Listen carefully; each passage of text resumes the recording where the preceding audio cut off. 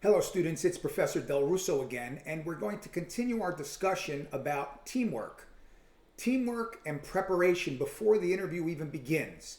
You'll see over here on the other side of this video capture, there's a list of bullet points, and these bullet points describe what we should be mindful of during our team discussion. And you'll see that these are mostly practical things. You know, they're not esoteric, they're not academic, they're not things that require a lot of understanding. They just are simple things that make a whole lot of difference, practical things. For example, you want to make sure that the room that you interview the child in is free of any distractions. In fact, it should be Spartan, it should be empty. Even the anatomical dolls don't belong in there. They belong somewhere else, or at least in a closed container that's not attractive to the child. You don't want pictures on the wall. You don't want cartoon characters. You don't want any of that stuff in there. It should be bare walls.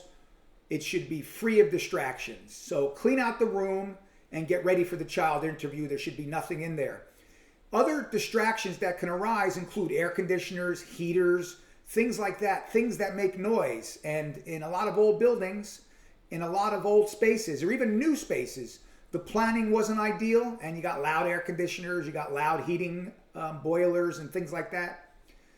You have to figure out a way to get around that because they will be an absolute distraction, and the goal is to video record the interview. And if you video record the interview, you want to be able to hear things.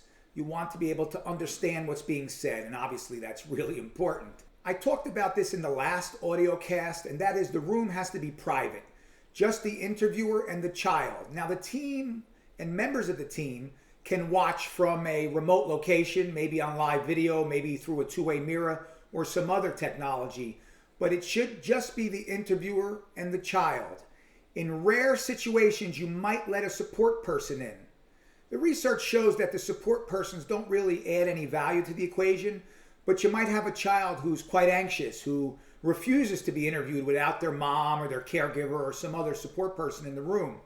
Well, in that case, you have to allow the person in, or else you're not going to get the interview done. And remember, this is about the kid, not the case. And what's good for the kid is good for the case. So it's a rare situation where you might need to have a third party in the room.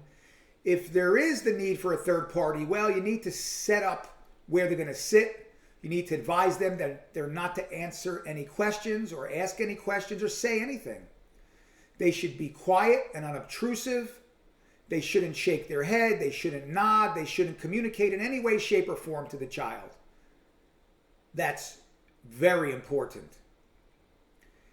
How are the interviewers going to be dressed? What about the investigator? If an investigator or a detective does the interview? Well, you don't want to wear what I'm wearing in this podcast. You want to remove the trappings of authority. You want to dress informally, not like a slob, obviously, but wear a casual shirt and casual slacks. You want to break down the barriers between you and the child. You don't want to appear stuffy. You don't want to appear overly formal. So suits are out.